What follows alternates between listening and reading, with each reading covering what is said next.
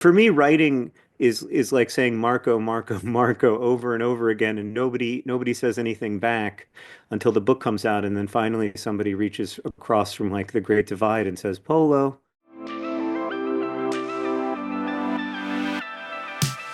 Hey John, how's it going? Hi, it's so nice to see you. Thanks for being with me. So I mentioned we're going to learn about this man named Henry who really inspired a lot of this work. Can you tell us about him and how he led to you writing this book? Yeah, if you told me 6 years ago that I was going to write a book about tuberculosis, I would have told you, is that still a thing?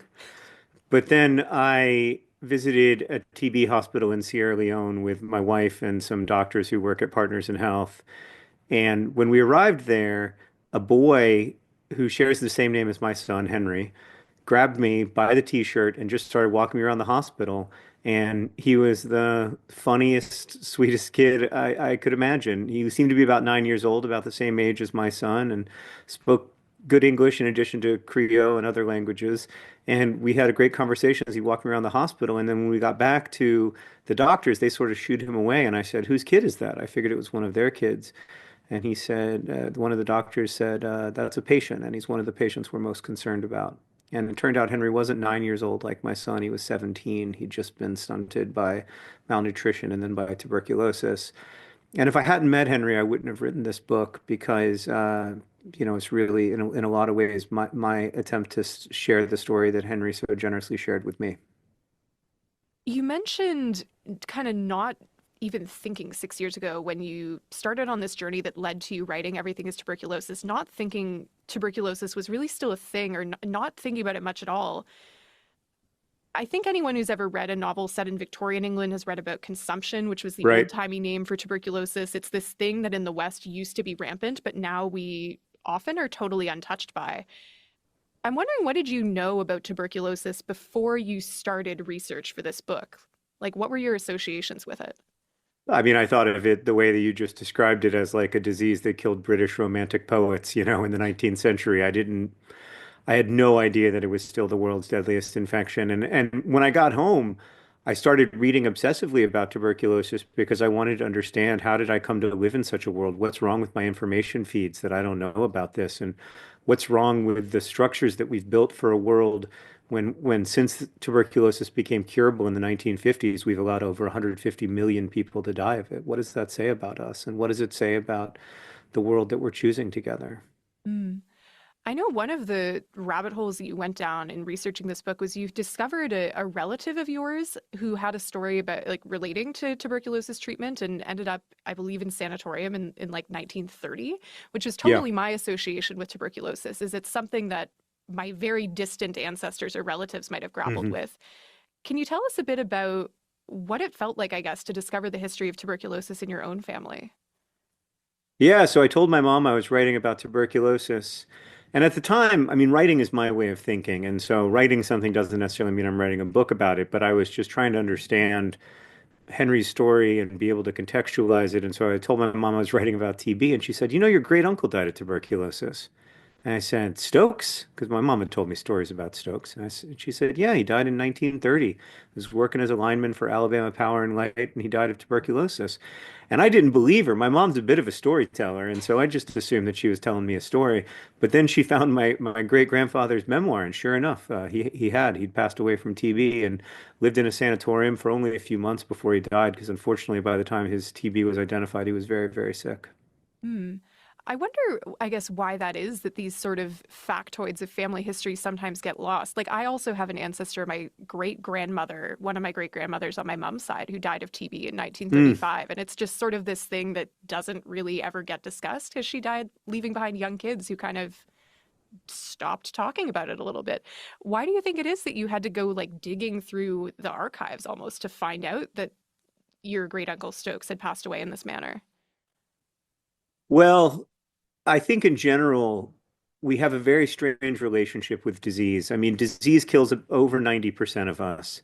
And yet we don't put it at the center of human history. We like stories where humans have agency and where humans have control. We don't really like stories where instead of being felled in a war or from poisoning or by a tiger or a lion or a bear were killed by these infinitesimally small microorganisms that we can't see or identify without a microscope.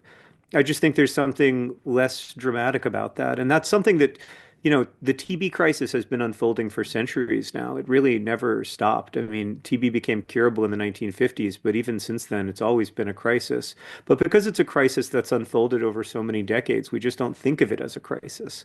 We think of it as something that we just need to live with. But of course, we don't need to live with it. Mm. We're talking about the idea of agency and TB being something that can strip people of agency, but we also meet in your book a lot of people that are really fighting very hard either to overcome TB, to make sure that patients, particularly living in low-income countries, can access medication that's going to be life-saving. There's a TB patient and activist that you talk about in this book, Shreya Tripathi, who died in 2018, about 6 years after her diagnosis with TB. And after 6 years of fighting the Indian government for access to a necessary treatment called bedaquiline, why did she have to fight so hard to access this medication that I gather in the West a TB patient would be able to access a lot more easily?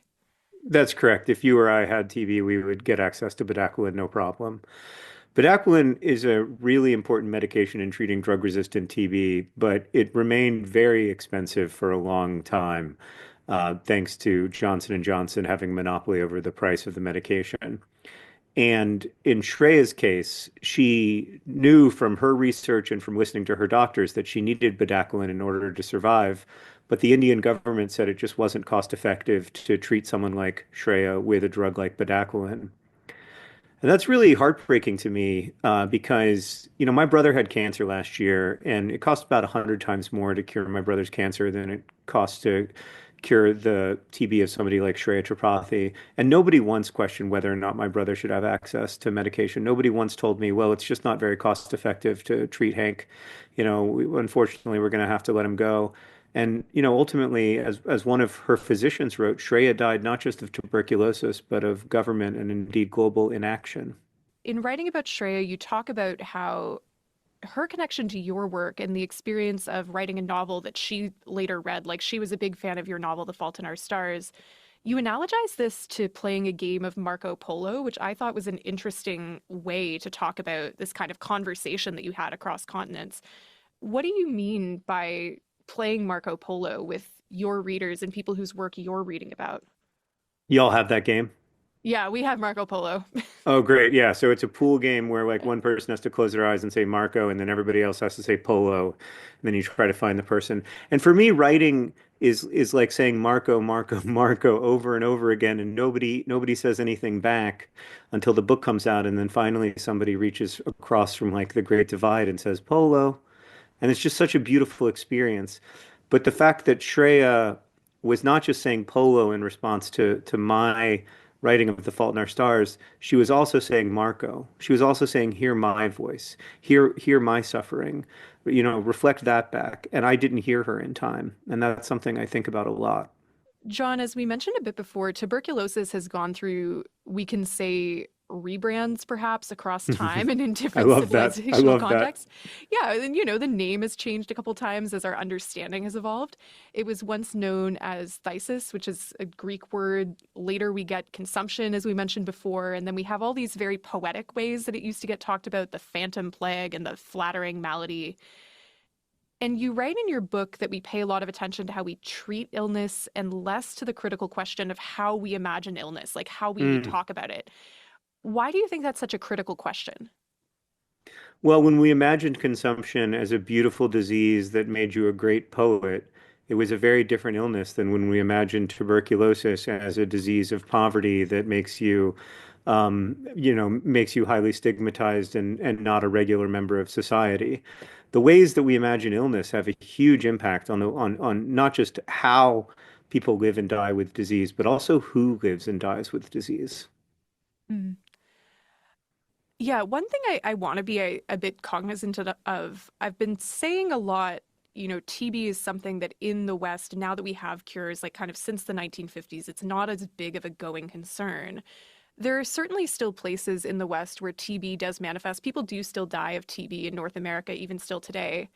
And one thing that you do mention in your book that was of interest to me as a Canadian reader is talking about the relationship between tuberculosis and residential schools in Canada, talking about the Hmm. rates of tuberculosis that still exist on reserves and in Inuit communities in the north. I guess, like, do you have thoughts on like the ongoing persistence of TB in certain communities in Europe and North America where it like really seems as though we should have eradicated it completely by now? TB follows the paths of injustice that we blaze for it. And that's true in poor communities. It's also true in rich countries like Canada or the United States. And so, wherever we are biased in our social orders against certain people, we're going to see more tuberculosis. In the case of Canadian residential schools, as far as I could tell in all of my reading over the last 5 years, it was the highest rate of tuberculosis death in human history. Around 8% of all people in residential schools died of TB each year. One, as one scholar put it, it's not an exaggeration to say it was a form of structural violence, not just a form of illness. And you see that in the US as well, because we also, of course, have our own history of residential schools and displacement of indigenous people. And even today in the US, tuberculosis rates are significantly higher among indigenous people than they are in the general population. Mm.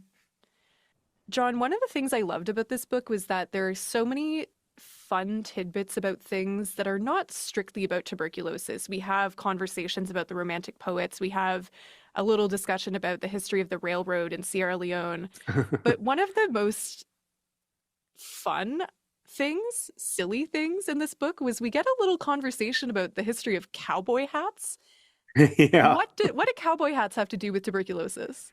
If it weren't for TV, there would be no cowboy hat. A young hat maker was living in New Jersey. His name was John B. Stetson, and he got sick with consumption. And his doctor told him, "Your only chance of survival is to head west." And that's something that lots of people heard, to find clean air and see if you can recover. And so he made his way to St. Joseph, Missouri, and he actually did recover. For reasons we still don't fully understand, about 25% of people who develop active tuberculosis will eventually be able to recover from the infection and live long lives.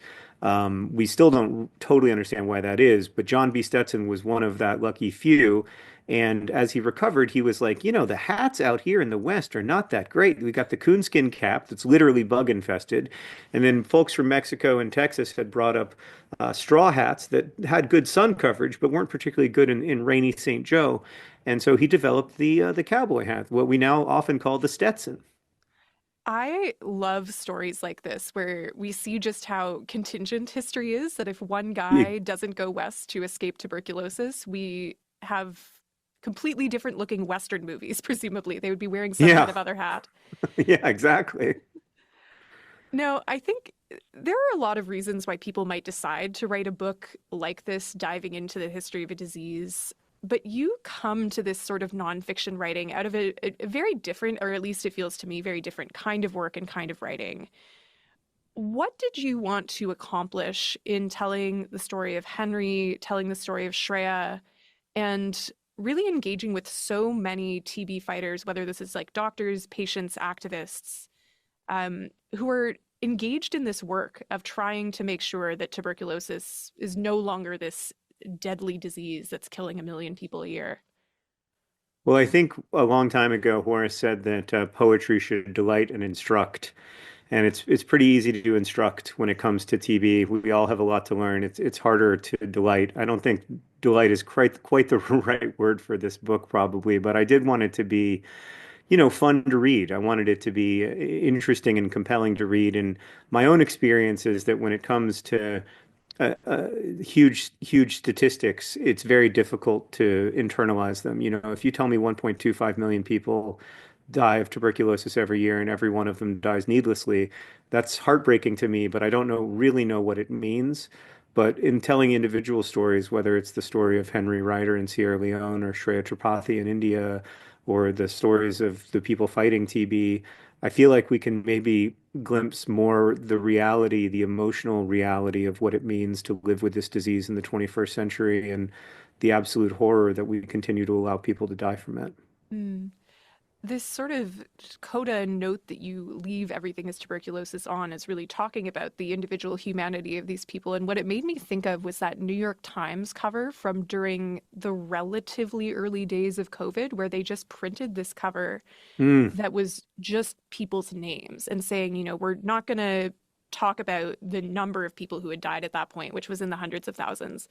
But we want to really remember each of these people has a name, each of these people has a family and people who love them. Each of these people is leaving a massive hole now that they're not here because of this preventable disease. And that was what I took away from the focus on individual people in this book.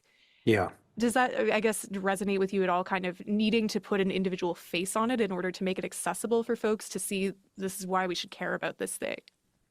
That's exactly what I wanted to do, but I also wanted to acknowledge the reality that I care about tuberculosis because of Henry. I care about tuberculosis because of Shreya. I care about tuberculosis because of the individual people I know who live with and fight that disease.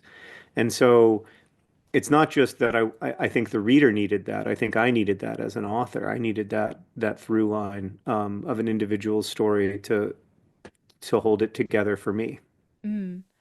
Do you think that having experience as a novelist, is there a through line between your previous work and this and the other nonfiction you've written? Yeah, I'm still writing about smart teenagers who like poetry. So in that sense, it's actually quite close to the work that I've done over the years.